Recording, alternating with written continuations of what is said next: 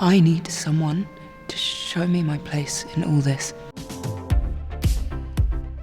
Hey, welcome back to ScreenCrush. I'm Colton Ogburn, and Lucasfilm is back at it again. Yet another Star Wars movie is crashing and burning at the stage of just putting pen to paper. Variety has reported that the Rey Skywalker movie, featuring the return of Daisy Ridley and following Rey as she rebuilds the Jedi Order, that movie has lost yet another writer in Stephen Knight. A little later, I'm going to be joined by my friends Tommy Bechtold and Dotson Seitz to get their thoughts on yet another Lucasfilm clusterfuck.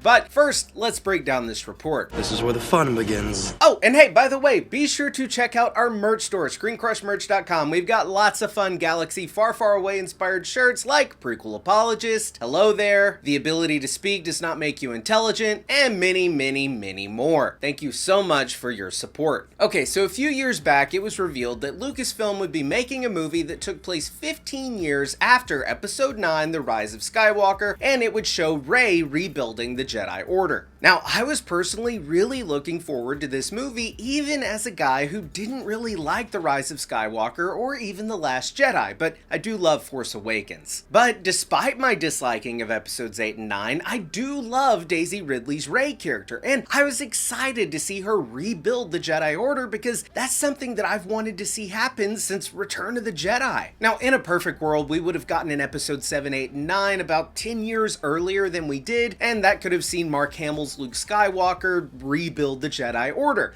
But that ship has sailed, so getting to see Rey be the one to rebuild the Order from the ground up and free of the corruption that doomed the Order in the prequels, as well as Luke's attempts to rebuild between the originals and sequels. And despite Rey's connection to that sequel trilogy and the baggage that comes with that, I still think in the right hands, a Rey movie and a potential Rey trilogy could have given the franchise a fresh start, and perhaps they could have learned from their past mistakes. But apparently, I was wrong. Now, the film's original screenwriters, Damon Lindelof and Justin Britt Gibson, were the first set of writers to depart from the project, keeping in line with Lucasfilm's notorious track record of losing writers and directors. They, of course, were replaced with Stephen Knight from Peaky Blinders fame. Now, in a very unsurprising fashion, they've lost Knight as well, and this unfortunately is part of a pattern at Lucasfilm when it comes to getting a project off the ground. Rogue One, that movie was rewritten and a good chunk of it was reshot. Solo, Lord and Miller were replaced late in the game by Ron Howard, and that entire movie was reshot. The Rise of Skywalker, Colin Trevorrow was replaced by J.J. Abrams. Rian Johnson was supposed to have a whole trilogy that was deep into pre-production, and that whole thing is now dead. Stephen Daldry, he was supposed to do Kenobi. James Mangold was supposed to do a Boba Fett movie. Patty Jenkins did an entire promo for a Rogue Squadron movie, and that's now dead in the water. Benioff and Weiss, J.D. Dillard, Kevin Feige, Michael Waldron, Taika Waititi,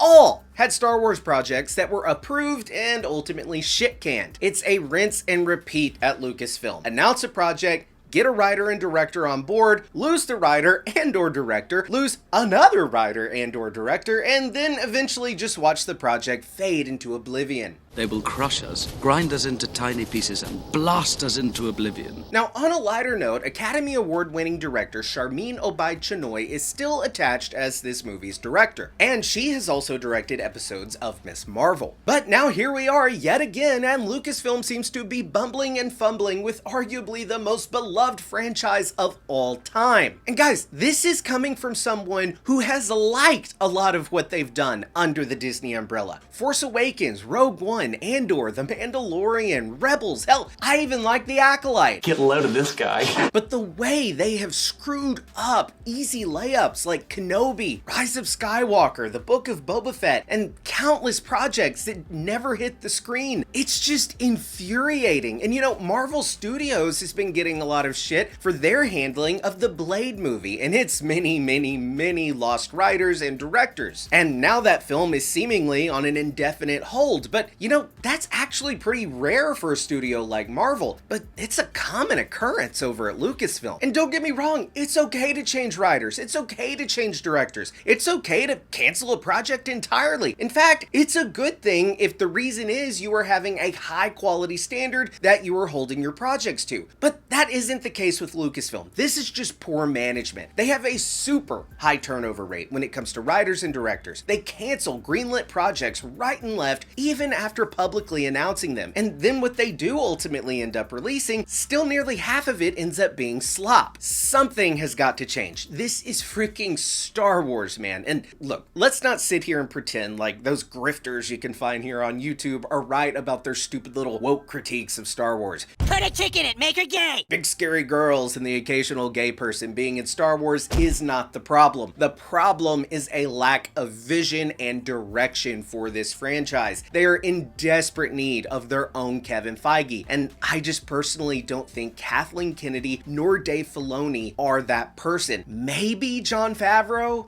You, Favreau. What? Nah. And hey, by the way, before I bring on Tommy and Dodd, I did want to let you guys know we are going on tour with our ScreenCrush live show. So wait, what happens at a live show? Oh man, we are going to show things that they won't let us show here on YouTube, and we're going to have nerdy debates. Like, for instance, I like The Acolyte. We're gonna have exclusive videos and merch, trivia, but most importantly, I want to see you guys live and in person, and so does Ryan Airy. We did a live show in February, and it was so much fun just to be surrounded by our fellow nerds. And getting to see your faces? If it's not recorded. And some of you are not good-looking people. Oh, so it's like a mini Comic-Con? Exactly. So the full list of tickets and dates are below, and for a limited time only, tickets are 15% off. Our next show is November 14th in Boston, Massachusetts. So get tickets now before we sell out. Now, back to what I was saying. But hey, those are just my thoughts. Now I want to bring on my two friends, Tommy Bechtold and Dotson Sights, to get their thoughts on this movie that we might be getting. I don't know. Dodd, are we still getting this Rey movie? And if so, are you glad? Do you want the Rey movie? Would you be more happy to, learn that it is getting, brushed aside? What are you wanting? That's a great question. What do you want? So first off, I do want to see this Rey movie eventually get made, mostly because I want to see what happens to the Jedi Order after Rey, after the sequel series and everything else like that. As far as swapping over directors, we've seen that happen a lot, and we've seen it happen for better and for worse, right? Rogue One swapped a lot of directors at the beginning of it, right? So like, I think that there's still a chance that we can still get something out of it that is good. However, like, we've also gotten plenty of bad, right? We've gotten plenty of stuff that's gotten on the chopping block. And when we saw like the original plans for it, we're like, dang, I wish we'd gotten that. Even Kenobi had some of the highest viewership on Disney Plus. And then when we saw what the plans were afterwards, we were like, oh man, a movie might've been better. Especially to like flesh out all of these things in that way. But most importantly, I want to see the Jedi Order and its story continue after Rey. And the good thing that we've seen about Disney Star Wars kind of post the trilogy is that there has been some kind of effort to go back and not necessarily retcon, but do the good old Star Wars thing where it's like, these aren't actually as bad as they used to be, right? Like, we talk a lot about somehow Palpatine returned, but over like the past 3 or 4 years, we start to see why that was such a secret plan. We start to see why it was intentional for it to catch the Rebel Alliance off guard. And not that that makes it perfect, but it does make it feel, at least more cohesive and thought out and like it was intentional, right? And there's so many things about the sequel series that just, they don't feel very intentional. You look at The Last Jedi in particular, which is, one of my biggest gripes. And Rian Johnson took that film and he really, when you're looking back at it, he wanted to make something that was different, that tried to really, change people's perception of the Force, but it became like contrarian for contrarian's sake, right? Mm-hmm. That I don't think was a good hit for most people, right? Now we have these series, like Mando's done, like Bad Batch has done, that kind of helped with Rise of Skywalker and take away some of the stings of that plot line. I want to see Rey's storyline kind of revisited and expanded upon too, and hopefully in a way that's beneficial to it. So I would like to see it get made with the right people.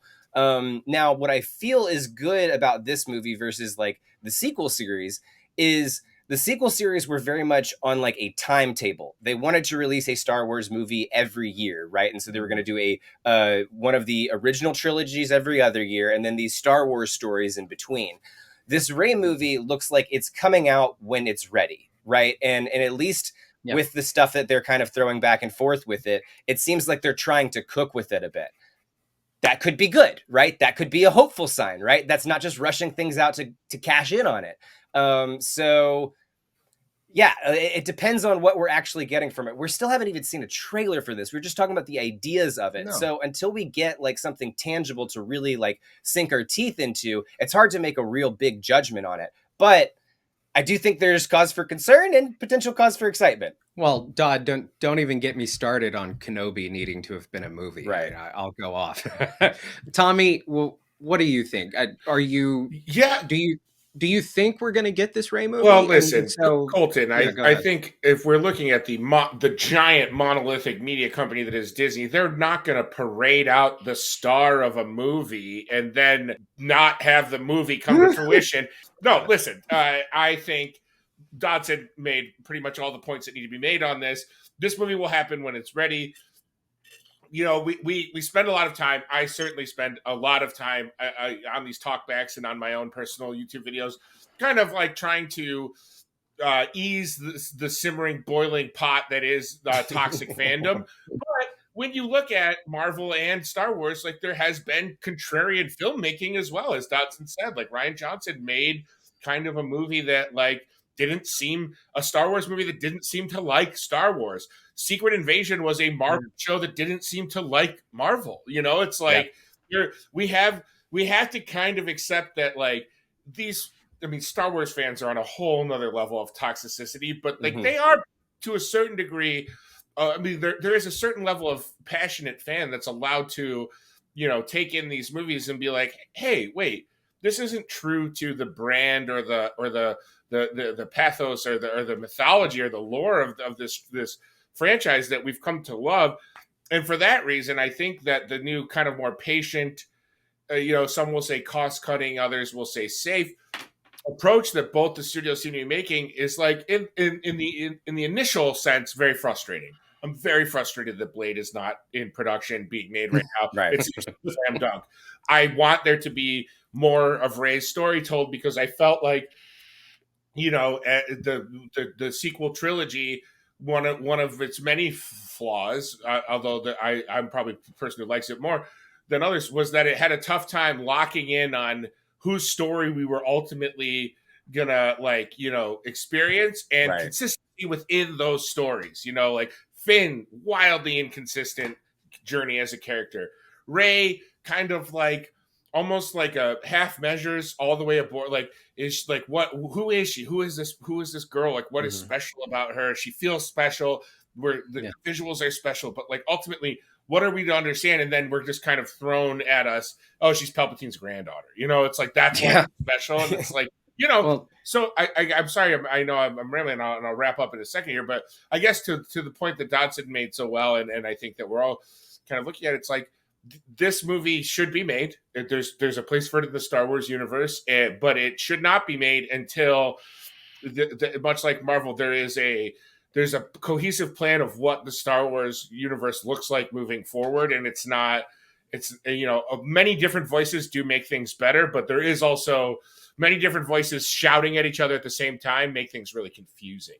Yeah. No, and to add to that, I would say that like many different voices also like means that you're going to have some voices that are that don't do the story well, and then there are some voices that do the story well, right? And that's kind of like one of the big benefits of it. You know, I think that the point that we're both making here is that there's been a lot of criticism from a toxic side of the Star Wars fandom, sure, but also a side of the fandom that is genuinely critical of some of the directions that they've been making and the kind of franchise mentality that they've had with it. So if this movie can cook a little bit more to kind of hopefully get those things out. Yeah. I would say that's cooking is the exact great analogy. A lot of the content that we've gotten has had really good moments, but has ultimately felt a little half baked, right? Like we've had a lot, especially these Disney Plus series have felt like, wow, really like that, really like that, really like that. But as a whole thing, it just doesn't feel like it was the landing is never really quite stuck. 100%. Although I hope I am eating those words Wednesday night as we all enjoy the Agatha finale. Yes.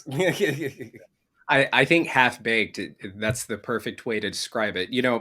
Uh, I'm often painted as, and as are you two, we're painted as these, oh, we'll defend anything Star Wars, but that's really not true. I don't like episode 8 or 9. Yeah. I'm not a fan of those two movies, Mhm. but I love Force Awakens. And one of the reasons I was really looking forward to this Rey movie is because I was kind of hoping it could, I'm not saying to decanonize episode 8 and 9, but I was hoping that it would kind of serve as more of a direct sequel to what they were setting up in The Force Awakens, with her being this mysterious, powerful new character, and going back to the idea of anybody, can be a powerful Jedi.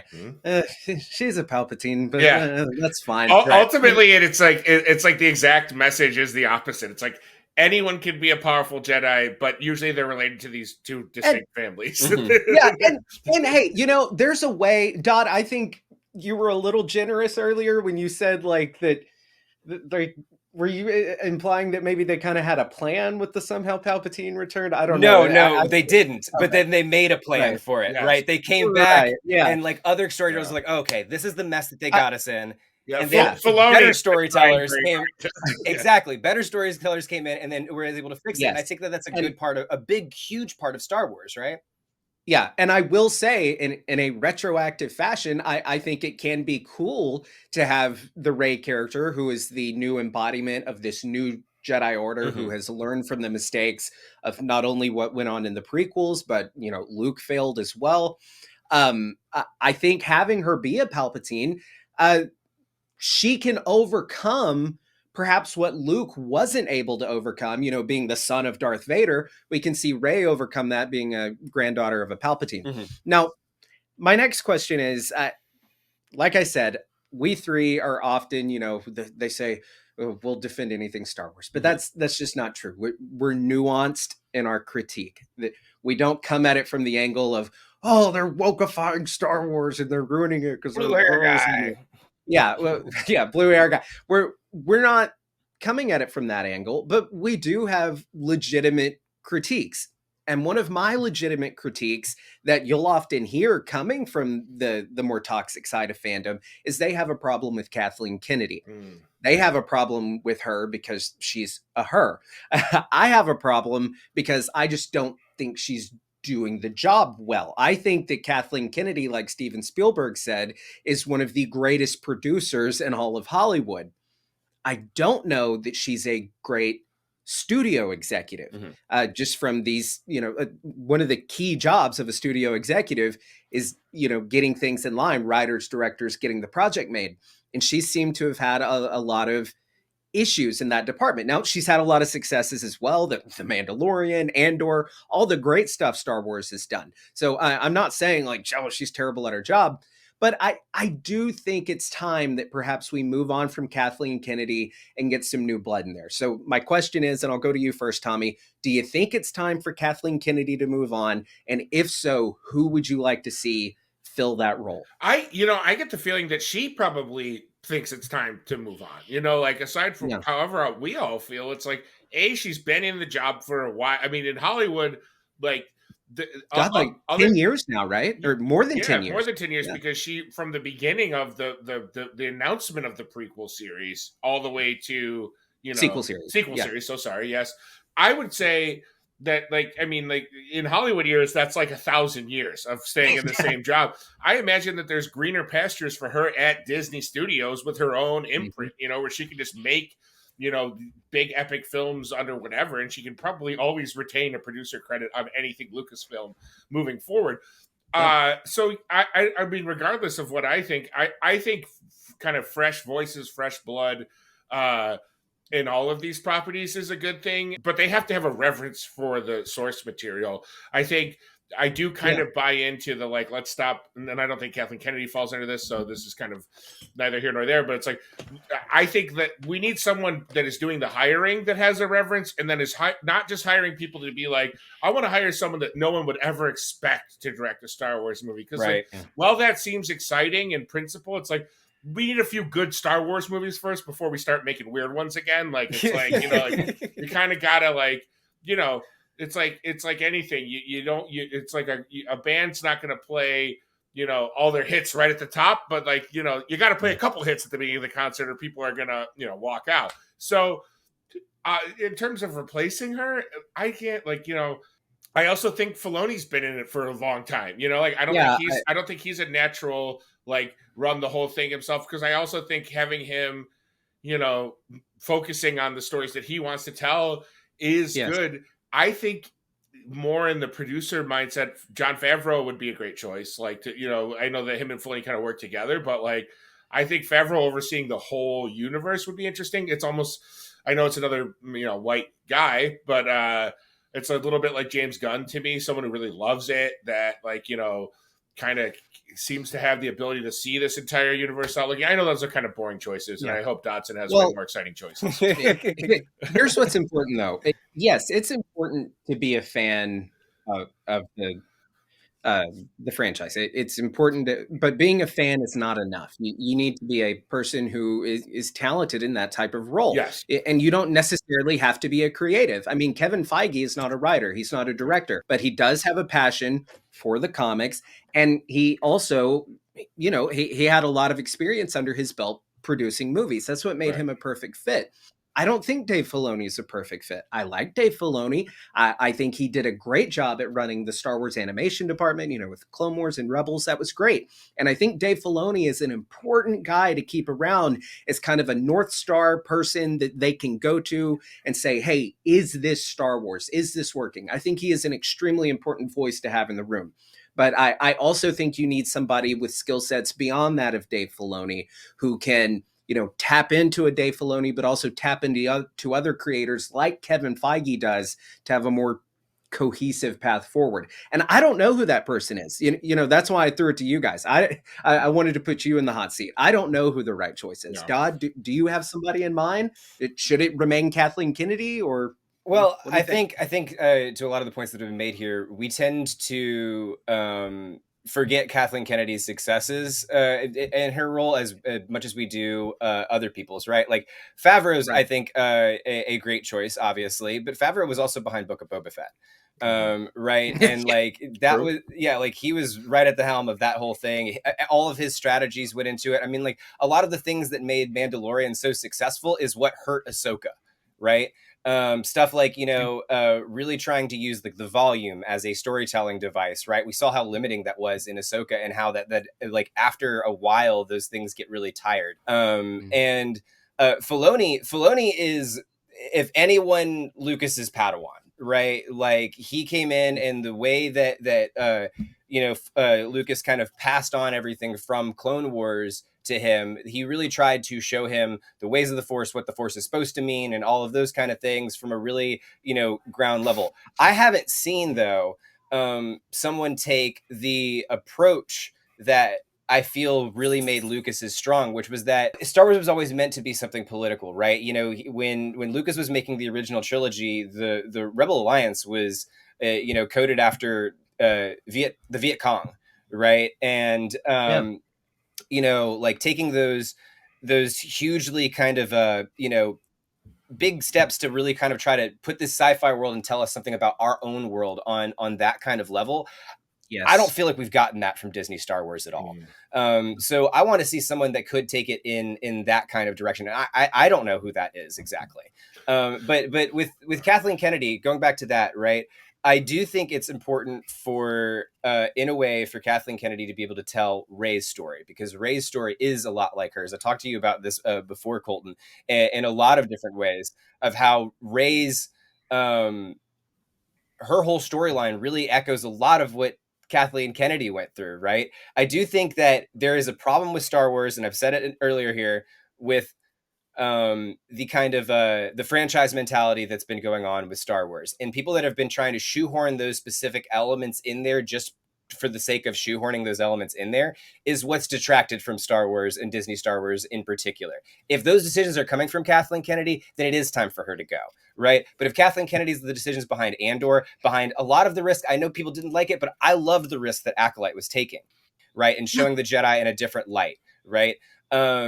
you know, those kind of things I do think really build on the Force in a positive way and are not simply contrarian for contrarian's sake, right? We're looking at the Jedi and who they are as an order, what they would have looked like when they were at their height, right? And exploring those kind of elements, those kind of creative risk. If those are the ones coming down from Kathleen Kennedy, then I absolutely want to see those come from. But we don't know if a lot of those decisions when they were being shoehorned in came from Bob Iger, from Bob Chapek, from, you know, a lot of other people that are attached to this on a higher level. So I think it's hard to sit here and say whether or not it's Kathleen Kennedy that's the problem, or if it's these elements that are being shoehorned in, and wherever those are coming from, I do think that Star Wars should move on from that. Well, and Dodd, I think you made a great point about what Star Wars was inspired by to begin with. And you'll hear so many critics, like anytime Star Wars, God forbid, like introduces, like I think they recently introduced a transgender clone trooper, right? Expanded universe, yeah. Her name is the Sister, and her clone troop gave her that name when they realized that she didn't fit in. You know, it's kind of cool. And you had your usual suspects, you know, upset about it. And a common critique I hear is they say, you know, I'm fine with all that stuff. I just don't want it, you know, shoehorned into Star Wars. Star Wars has always echoed what's happening in our world. Star Wars is a commentary on our world. So when I hear people say, don't bring our politics into Star Wars, Star Wars is our politics. That's all it's ever been. And Colton, to your point, and one of the things I think that makes it so easy to be negative and derisive now is if something was introduced in a comic book or a movie in the 70s and 80s and even early 90s, the backlash would come via print journalism, you know, like weeks or months later. Now, an episode or a comic book or something can come out and it is on Twitter or it is on, you know, on somebody's, you know, Medium page or their Substack or their YouTube page or their YouTube videos. We're reacting instantly to stuff. So A, it leads to more knee-jerk reactions, and B, it makes it so much easier for people who want to be negative to kind of mine the content for things to be outraged about. People who monetize, you know, there's not so subtle YouTube channels out there that monetize outrage. They literally, the same way that we look for like, hey, that's a code name for an old stormtrooper from a comic book in the 80s. There's people that are like, that Jedi's fat. Like, here's some elements you might have missed from this video. Here's a Jedi with a BMI of over 25. It's like, the internet has made us all into lunatics for different reasons. To build on that, I will say that you know, before those knee-jerk reactions, right, were just knee-jerk reactions, right? Those were something that were easily dismissible, right? You're talking about it being in print media like months afterwards. It was easy to look away from those. And even like building up through the sequel trilogy, I would even argue that sometimes the backlash fueled people to revenge watch it anyways. But now that's shifting, right? I really felt like with The Acolyte, there were so many people who didn't even try it because the first initial knee-jerk reaction was so volatile that it outweighed any of the you know, positive aspects of the series, and that turned people away who would have been casual viewers from the show to actually watching it. And so like those knee-jerk reactions are more powerful now is what I'm trying to get at, right? They actually have, because now we don't have I completely agree. That's what I'm saying is like they hold way more water than some angry, you know, editorial columnist at like Game Power magazine in the 80s or whatever, or like Monster Fangoria or something like that when it was a print thing. But it's like, it's got to be exhausting to be someone who's not a fan of any of this shit, like who has like someone they love who's like, I want you to watch Agatha all along with me. And they're like, that show that everyone I follow on X is complaining about or passionately defending, which is like, you know, can be exhausting in its own right. You know, as we are defenders of, I think all three of us try to be on the right side of like, you know, acceptance and inclusion. It's like, that gets exhausting too. Cause I'm like, why do I feel the need and why does it make me so angry? But I think it's because when you know something's wrong, you have to speak up. That's what adults do. Right. So I just can't imagine being so angry all the time. It sounds It exhausting. It feels like they're watching it like Clockwork Orange style, with Yeah. like strapped to the chair, like, I can't do it. Yeah. I mean, people that played 20 plus hours of Star Wars Outlaws while they were outraged the entire time. I know. Like, that's gotta be painful, bro. Like, Good- you spent good you Lord. spent money on that, you know. For outrage lasting longer than 3 hours, please consult your doctor. Yeah. Well, look. So my overall point on that is that Star Wars has always been about mirroring things like Yes. oppression, war, corruption, politics. That's one of the best things about the prequels. George Lucas pretty much created a trilogy of political thriller sci-fi, Right. and it's fantastic. So that's what I want to see in the future. I want to see Star Wars tackle the Iraq War and corruption, and I'll stop there. I won't go any further. But I want to ask you guys, we're doing a lot of, occasional complaining here of, what they need to do and not to do. So I want to ask you, what do you want to see? What do you want to see Star Wars do? Tommy? Colton, mirror you, and I really liked episode 7, and I did not enjoy episode 8 really at all. In episode 9, I had a lot of issues with, although I do kind of extend a little bit of Carrie Fisher dying in real life really hurt the Leia storyline, and which I think would have been way more important. I want to see the continuation of the new characters we were introduced to in episode 7 with the way that Dodson kind of expertly put out at the beginning. I want more Poe Dameron stories. I want more Finn stories. I want more Rose, even though she was in episode 8. I think that character deserves better. I think that actress deserves better. And I want more Rey stories, and I want more BB-8 adventures, and all these new characters that we're introduced to in episode 7 that felt like it was this breakneck race to dissatisfyingly conclude their stories in episode 9. I want continuations of the core 3 new characters, Poe, Finn, and Rey, and I want that's what I would like. Well, and Tommy, you make a good point. I feel like the sequel trilogy, it felt like it had the same issue that Sony has with there's something to do with Spider-Man, I think, universe. Yes. It felt like they were trying so hard to make movies that have something to do with Star Wars, I think. And I know that sounds a little counterintuitive. Sure. Of course, it's a Star Wars trilogy. No, but you're right. But yeah, it didn't get to stand on its own. It felt like they were going back to the original trilogy so much. And, you remember that? You get this, you get this quote. I'd love to get to see those new characters stand on their own, to your point, Tommy. Yeah. Dodd, what do you want to see?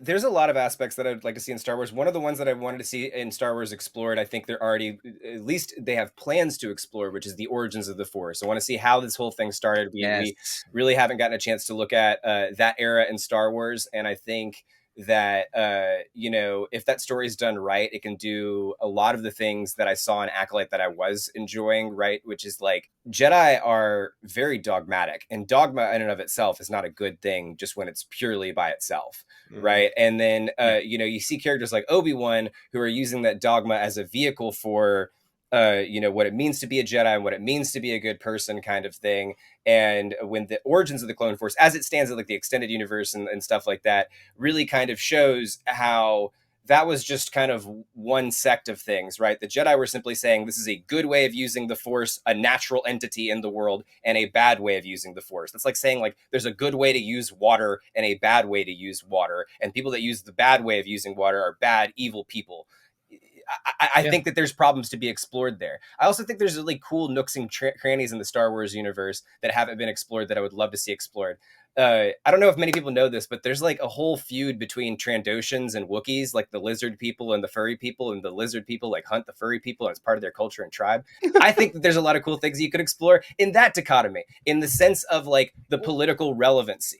We've talked a bunch about the political relevancy as being a strong suit of the early Star Wars that wasn't there before. And if you look at the sequel trilogies, that was the big vacuum, right? That whole storyline was really well, what if we made a cool thing in the Force with a dyad and we really played on the ideas of light and dark? And there's not any really substantive thing about the political structure or the things that were going through the original plans that Lucas had, as you were kind of hinting at earlier, Colton, involves stuff like the Iraq War and the reactivation of cults and what happens in a power vacuum and things like that. And that has weight to it.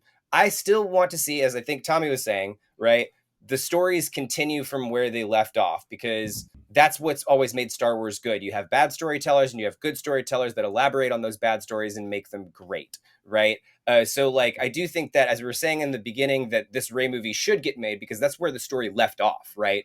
I would also like to see things from Fallen Order and the video games get canonized, right? When we look at Rey, where she's at right now, she's trying to rebuild the Jedi Order.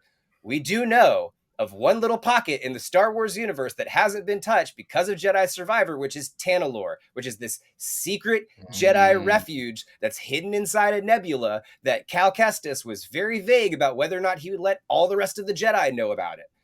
So if he said no and he started building a little secret Jedi Order, then we could connect, you know, Cal Kestis and the Fallen Order stories to the new trilogy. I think, boom, that's a great recipe for it. Or, well, better yet, you could just have, you know, pick up right after where the last episode left off, and then you realize that it was just Max Rebo underneath one of those giant hologram projectors we saw from the holiday special. And now we're talking. He takes it off. Now we're talking. And just Obi-Wan in front of him and be like, "You're the lead of the franchise now." That's another way to go. Yes. All right. I like Dodd, by the way, where can people find you on the interwebs? You can find me on Twitch, TikTok, and Twitter at Ruse_Bane, WRUSE_BANE.